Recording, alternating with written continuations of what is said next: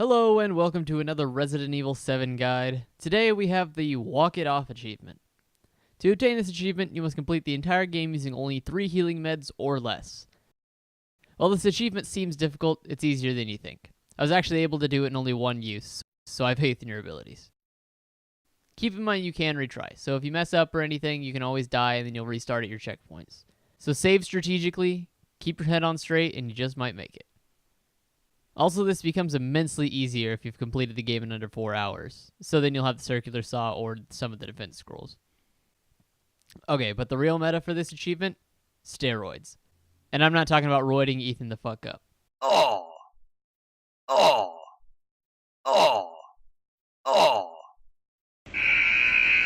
Strategic uses of these syringes, however, are going to be your best friend. There are 4 syringes in the story mode, and they're spread out just enough to where if you keep calm, aim true, you'll make it through. The first is going to be found through a treasure photo. The first picture can be found in the dissection room where you get the scorpion key on easy and normal. It leaves you with the image of a fireplace. The steroids can be found behind a loose stone on the hearth in the drawing room. Save this one as long as possible, at least until during or after the skirmish with Jack in the dissection area. The second steroid syringe you can find is trapped within a bird cage inside the trailer around the yard. It requires 3 antique coins to open.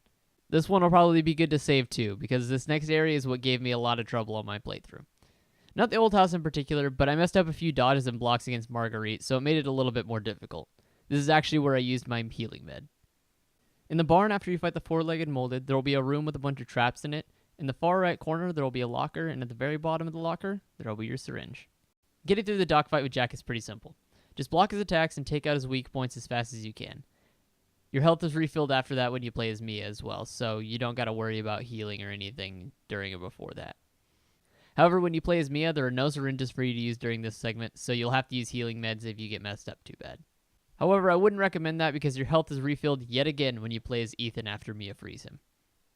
When you're Ethan again, going down into the mine and reaching the area with the necrotoxin, you'll find the final syringe.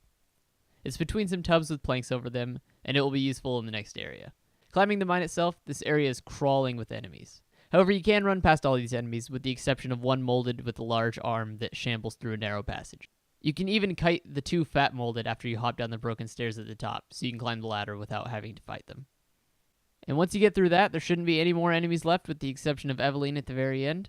So you should have the rest of this in the bag.